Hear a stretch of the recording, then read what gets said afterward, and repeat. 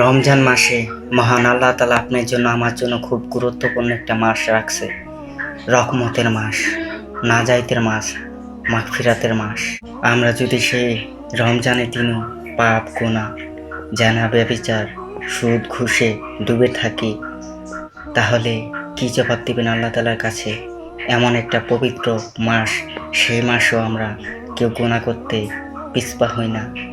জানি না কবরের আযাব কতটা কঠিন। যদি একবার আপনি নিশ্চয় দেখতেন, তাহলে ভাই সকল পাপ সকল গুনাহ থেকে দূরে থাকলেন হলে।